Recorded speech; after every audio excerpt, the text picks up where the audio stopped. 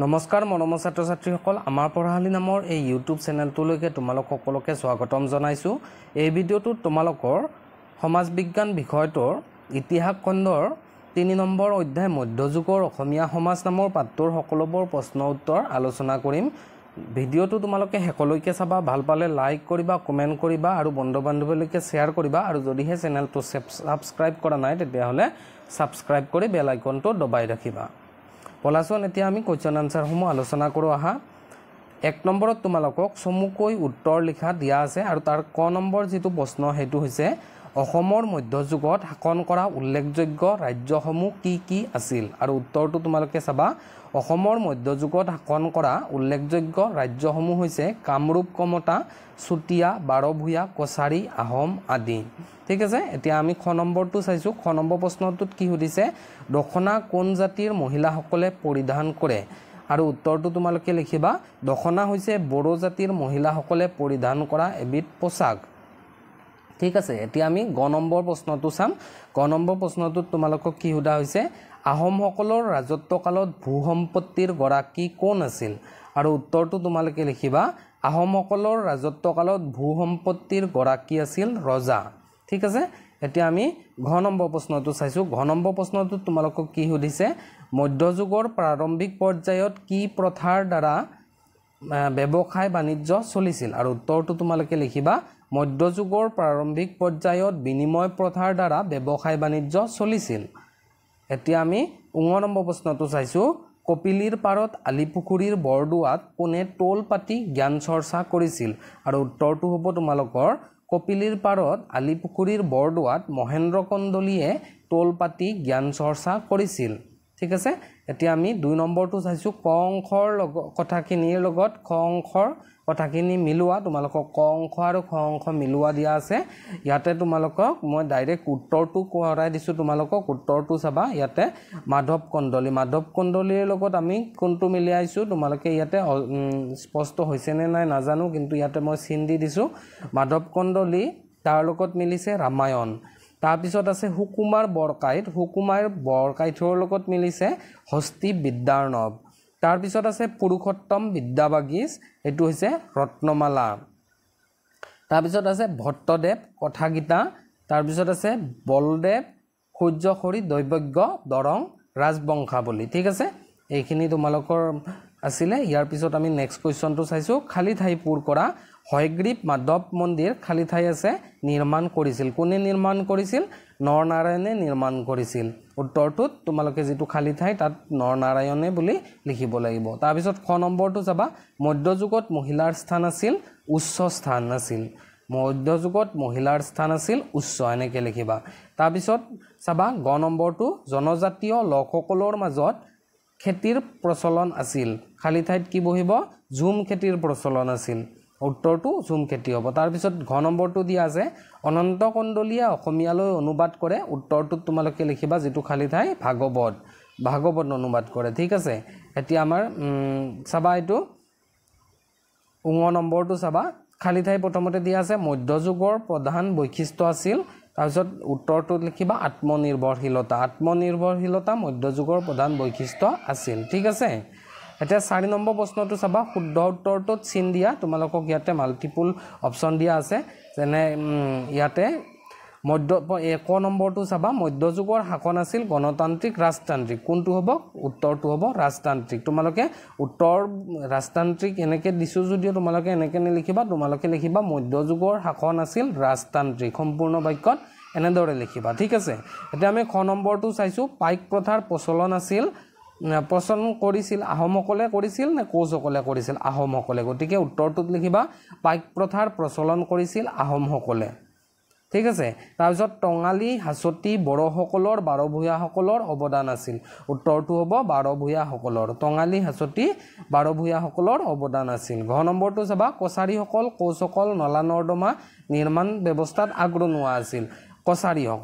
কছাৰীসকল নলা নৰ্দমা নিৰ্মাণ ব্যৱস্থাত আগৰণুৱা আছিল। ঠিক আছে, এতিয়া আমি ঙ নম্বৰটো চাইছোঁ। স্বৰ্গদেউ শিৱসিংহৰ দিনৰ পৰা আহোম স্থাপত্যত মোগল পাৰ্চী নিদৰ্শনৰ ছাপ পৰে। উত্তৰটো হ'ব স্বৰ্গদেউ ৰুদ্ৰসিংহৰ দিনৰ পৰা আহোম স্থাপত্যত মোগল পাৰ্চী নিদৰ্শনৰ ছাপ পৰে তাৰপিছত চাবা 5 নম্বৰটো 50টা মান শব্দৰ ভিতৰত তোমালোকক লিখিব দিছে আহোমসকলৰ পাইক প্ৰথা উত্তৰটোত চাবা তোমালোকে আহোমসকলৰ পাইক প্ৰথা স্বৰ্গদেউ প্ৰতাপসিংহৰ দিনত প্ৰৱৰ্তন কৰা হৈছিল এই প্ৰথা অনুসৰি ৰাজ্যৰ ডাঙৰীয়া ৰজাঘৰীয়া লোক পুৰোহিত শ্ৰেণী আৰু এওঁলোকৰ ব্যক্তিগত লগুৱাসকলৰ বাহিৰে 15ৰ পৰা 50 বছৰ বয়সৰ সকলো সক্ষম পুৰুষে বাধ্যতামূলকভাৱে ৰাজ্য আৰু ৰজাৰ বাবে ৰনুৱা আৰু বনুৱা হৈ কাম কৰিবলগীয়া হৈছিল ৰাজ্য আৰু ৰজাৰ বাবে কাম কৰা এই কাৰ্যক্ষম লোকসকলক পাইক বোলা হৈছিল 3ৰ পৰা 4জন পাইক মিলি একতা গোট হৈছিল তোমালোকে এইখিনিলৈকে লিখিলে হৈ যাব তাৰ পিছৰটো আমি চাইছো কি কাৰণে আহোমসকলে পছা প্ৰথা প্ৰৱৰ্তন কৰিছিল উত্তৰটো তোমালোকে লিখিবা পাইক প্ৰথাৰ নিচিনাকৈ আহোমসকলে প্ৰৱৰ্তন কৰা আন এক প্ৰথা আছিল পছা প্ৰথা পাহাৰৰ দাঁতিত বাস কৰা আহোমসকলক পৰ্বতীয়া জনজাতিসকলৰ আক্ৰমণৰ পৰা ৰক্ষা কৰিবলৈ আহোম স্বৰ্গদেউসকলে এই প্ৰথাৰ উদ্ভাৱন কৰিছিল এই প্ৰথাৰ যোগেদি সীমান্তৱৰ্তী পাহাৰীয়া জাতিসমূহৰ লগত বিশেষ বন্দোবস্তি হৈছিল যাৰ ফলত সিহঁত আহোম প্ৰজাসকলৰ ওপৰত আক্ৰমণৰ পৰা বিৰত আছিল তাৰ পিছৰটো আমি গ নম্বৰটো চাইছো মধ্যযুগত অসমীয়া সমাজত নাৰীৰ ভূমিকা কেনে আছিল এটো উত্তৰটো চাবা তোমালোকে মধ্যযুগত অসমীয়া সমাজৰ সামাজিক দৃষ্টিভংগী যথেষ্ট উদাৰ আছিল সেই সময়ৰ মহিলাসকল কেৱল ঘৰুৱা কামতে আবদ্ধ নাথাকি বোৱা কটা দৌল দেৱালয়ত নৰ্তকী আদি কাম কৰাৰ উপৰিও চৰাংচোৱা কাম তথা সময় সাপেক্ষে যুদ্ধত অংশগ্ৰহণ কৰিছিল ইয়াৰ উপৰিও প্ৰয়োজনত ৰাজসিংহাসনত বহি ৰাজ্য শাসন কৰিছিল এইখিনিলৈকে লিখিবা এতিয়া আমি ঘ নম্বৰটো চাইছো মই অলপ উত্তৰবিলাক মানে বুজাই নিদিয়াকৈ কৈ গৈছো কাৰণ ভিডিঅ'বিলাক দীঘলীয়া হৈ যায় তোমালোকে চাই লিখি লবা খুব সুন্দৰ সহজভাৱে লিখা হৈছে গতিকে আশা কৰো তোমালোকে উত্তৰবিলাক নিশ্চয়কৈ বুজি পাবা ঠিক আছে এতিয়া আমি ঘ নম্বৰটো চাইছো মধ্যযুগৰ কৃষি ব্যৱস্থা উত্তৰটোত তোমালোকে লিখিবা যে মধ্যযুগৰ জনসাধাৰণৰ প্ৰধান বৃত্তি আছিল কৃষি ঋতুভেদে তেওঁলোকে ধান মাহজাতীয় শস্য তেল জাতীয় শস্য কুহিয়াৰ মৰাপাত কপা বিভিন্ন ধৰণৰ ফলমূল শাক-পাচলি আদি পৃথক পৃথক শস্যৰ খেতি কৰিছিল পাহাৰ অঞ্চলত প্ৰধানত খলপীয়া কৃষি পদ্ধতিত ফলমূলৰ খেতি কৰিছিল আনহাতে জনজাতীয় ইয়াত জনজাতীয় বানানটো ভুল হৈ আছে তোমালোকে এটো কাৰেকচন কৰাই লবা জনজাতীয় শব্দটোৰ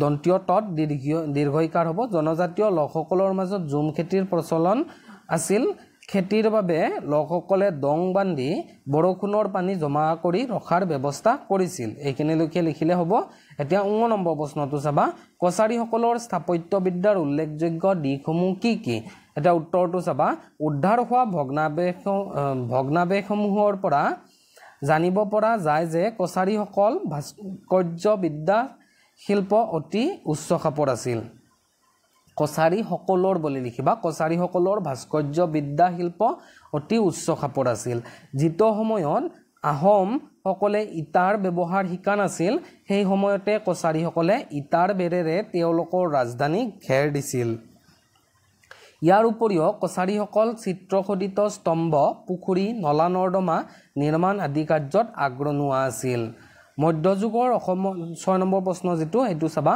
মধ্যযুগৰ অসমৰ অৰ্থনৈতিক কামকাজৰ ওপৰত এটি টকা প্ৰস্তুত কৰা আৰু উত্তৰটো এতিয়া চাবা মধ্যযুগত অসমৰ অৰ্থনীতিৰ মূল ভেটি আছিল কৃষি জনসাধাৰণৰ সৰহসংখ্যক লোক খেতিবাতিৰ লগত জড়িত আছিল তেওঁলোকে বছৰটোৰ ঋতু অনুযায়ী পৃথক পৃথক শস্য আৰু ফলমূলৰ খেতি কৰি জীৱন নিৰ্বাহ কৰিছিল ইয়াৰ উপৰিও অসম মধ্যযুগৰ পৰাই কুটিৰ আৰু ক্ষুদ্ৰ শিল্পত চহকী আছিল পুৰুষ মহিলা উভয়ে বস্ত্ৰশিল্প বয়ন শিল্প ৰঞ্জন শিল্প হাতীদাঁতৰ শিল্প মৃৎ শিল্প ধাতু শিল্প আদিৰ লগত জড়িত আছিল তাৰপিছত লিখিবা পেৰাগ্ৰাফ চেঞ্জ কৰিবা তাৰপিছত লিখিবা মধ্যযুগত বাণিজ্যিক আদান প্ৰদান যথেষ্ট সীমিত আছিল যদিও বিভিন্ন উৎসৰ পৰা জানিব পাৰি যে আহোমসকলৰ বংগদেশ তিব্বত চীন আদি দেশৰ লগত বাণিজ্যিক সুসম্পৰ্ক আছিল কোচ ৰজাসকলৰ দিনত ব্যৱসায় বাণিজ্য যথেষ্ট প্ৰসাৰতা লাভ কৰিছিল বুলি ঐতিহাসিক সমলসমূহৰ পৰা জানিব পৰা যায় এতিয়া 7 নম্বৰ প্ৰশ্নটো হেতু হৈছে তোমালোকৰ আহোমসকলৰ ভূমি নীতিৰ ওপৰত মতামত আগবঢ়োৱা উত্তৰটো চাবা মধ্যযুগত যেতিয়া আহোমসকলৰ শাসন আছিল সেই সময়ত ভূ সম্পত্তিৰ মালিক আছিল ৰজাসকল ৰজাই খেতিয়কসকলক খেতিৰ বাবদ মাটি প্ৰদান কৰিছিল আৰু তাৰ বিপৰীতে খেতিয়ক সকলে ৰজাক কৰ দিব লাগিছিল এই ব্যৱস্থাক পাইক প্ৰথা বোলা হৈছিল পাইক প্ৰথা অনুসৰি কৃষকে খেতিৰ মাটিৰ বাবদ ৰজাক কৰ সদাব লাগিছিল যদিও প্ৰতিজন পাইকে ৰাজ্যৰ হকে কাম কৰি দিয়াৰ বাবদ দুপুৰাকৈ ইয়াতে দুপৰা হৈছে এটো তোমালোকে দুপুৰা বুলি লিখিবা দুপুৰাকৈ খাজনাহীন ভূমি লাভ কৰিছিল আহোম ৰজাসকলে ব্ৰাহ্মণ দেৱদেৱালয় সত্ৰ মন্দিৰ মছজিদ কবৰ আদিৰ বাবে কৰমুক্ত মাটি দান কৰিছিল এতিয়া তোমালোকে 8 নম্বৰ প্ৰশ্নটো চাবা মধ্যযুগত নিৰ্মিত মঠ মন্দিৰসমূহৰ ছবি সংগ্ৰহ কৰি এটি এলবাম প্ৰস্তুত কৰা এটো তোমালোকে নিজে লিখিবা নিজে কৰিবা তোমালোকে এটো ছবি সংগ্ৰহ কৰি তেনেকে লিখিবা তাৰ পিছত 9 নম্বৰটো চোৱা 9 নম্বৰটো মধ্যযুগত ৰচিত বিভিন্ন পুথিসমূহৰ লগত তাৰ ৰচকসকলৰ এখন তালিকা প্ৰস্তুত কৰা তোমালোকৰ কিতাপত ধুনিয়াকে পুথিসমূহৰ নাম আৰু ৰচকৰ বিষয়ে দিয়াই আছে তথাপিও মই ইয়াত কেইখনমান দি দিছো তোমালোকক ইয়াৰ উপৰিও তোমালোকে আন উৎসৰ পৰা কিছু বিচাৰিব পাৰিবা প্ৰথমতে আমি পুথিৰ নামটো চাইছো হস্তি বিদ্যাৰ্ণৱ আৰু ৰচক হৈছিল সুকুমাৰ বৰকাইত দৰং ৰাজবংশাৱলীৰ ৰচক আছিলে বলদেৱ সূৰ্যখৰি দৈবজ্ঞ তাৰ পিছত আছে ৰত্নমালা ব্যাকৰণ বা ৰত্নমালা বুলিও কৰবাত তোমালোকে পাব পাৰা পুৰুষোত্তম বিদ্যাবাগীশ হৈছে ইয়াৰ ৰচক তাৰ পিছত ভাগৱত অনন্ত কণ্ডলী অৱশ্যে এই পুথিখন তেখেতে অনুবাদহে কৰিছিল অসমীয়ালৈকে ভাগৱতৰ অনুবাদ কৰিছিল ঠিক আছে এতিয়া আমি কথা ভাগৱত আৰু কথা গীতা এইটো হৈছে তোমালোকৰ কি ভট্টদেৱে ৰচনা কৰা ঠিক আছে এতিয়া আমি 10 নম্বৰটো চাইছো সাম্প্ৰতিক অসমৰ ভাষা সাহিত্য সংস্কৃতি প্ৰতিত জাতি জনগোষ্ঠীৰে উমৈহতীয়া সৃষ্টি আৰু সম্পত্তি এই বাক্যহৰীৰ তাৎপৰ্য ব্যাখ্যা কৰা গতিকে উত্তৰটো এতিয়া তোমালোকে চাবা সাম্প্ৰতিক অসমৰ ভাষা সাহিত্য সংস্কৃতি প্ৰতিত জাতি জনগোষ্ঠীৰে উমৈহতীয়া সৃষ্টি আৰু সম্পত্তি অতীজৰে পৰা অসমৰ বুকুত বাস কৰি অহা জাতি জনগোষ্ঠীসমূহৰ ভাষা সাহিত্য সংস্কৃতিৰ ওপৰত ভিত্তি কৰিয়ে সাম্প্ৰতিক অসমৰ ভাষা সাহিত্য সংস্কৃতি গঢ় লৈ উঠিছে বিশেষকৈ অসমীয়া সাহিত্য সংস্কৃতিৰ ক্ষেত্ৰত মধ্যযুগৰ অনবদ্য অৱদান আছে সেই সময়ৰ অসমৰ সাহিত্য সংস্কৃতিৰ মানচিত্ৰখনৰ নিৰ্মাতা হ'ল খিলঞ্জীয়া জনজাতীয় ভাষিক গোষ্ঠী কমতা ৰজাসকল আৰু উজনি অসমৰ লোকসকল আহোমসকল মধ্যযুগত শাসন কৰা কামৰূপ কমতাৰ ৰজাসকলৰ পৃষ্ঠপোষকতাতে হেম সৰস্বতী কবিৰত্ন সৰস্বতী আৰু হৰিবৰ বিপ্ৰই অসমীয়া ভাষাত কাব্য ৰচনা কৰিছিল কছাৰী ৰজা মহামাণিক্যৰ পৃষ্ঠপোষকতাত মাধৱ কণ্ডলীয়ে অসমীয়া ভাষাত ৰামায়ণ ৰচনা কৰিছিল এইজনা ৰজাৰ দিনতে বৰদোৱাত মহেন্দ্ৰ কণ্ডলীয়ে টোল পাতিছিল বুৰঞ্জী লিখা পৰম্পৰা প্ৰথম টাই আহোমসকলৰ পৰাই আৰম্ভ হৈছিল আৰু পিছলৈ অসমীয়া ভাষাতো বুৰঞ্জী লিখাৰ পৰম্পৰা সৃষ্টি হয় ইয়াৰ উপৰিও মধ্যযুগত বহুতো অৰ্থপূৰ্ণ পুথি সংস্কৃত ভাষাৰ পৰা অসমীয়া ভাষাত অনুবাদ আৰু ৰচনা হৈছিল অসমত প্ৰাচীন কালৰে পৰা শাস্ত্ৰীয় তথা ধ্ৰুপদী সংগীত আৰু নৃত্য কলাৰ চৰ্চা প্ৰচলিত আছিল ওজাপালি নাম কীৰ্তন বৰগীত চৰ্চা নৃত্য আৰু নাট ভাওনাৰ বহুল প্ৰচলন অতীজৰে পৰা বৰ্তমানলৈকে অসমীয়া সমাজত চলি আহিছে গতিকে মৰমৰ ছাত্ৰ ছাত্ৰীসকল আজিৰ ভিডিঅ'ত আমি ইমানখিনিয়ে আলোচনা কৰিলো আশা কৰোঁ তোমালোকে এই ভিডিঅ'টোৰ দ্বাৰা উপকৃত হ'বা ধন্যবাদ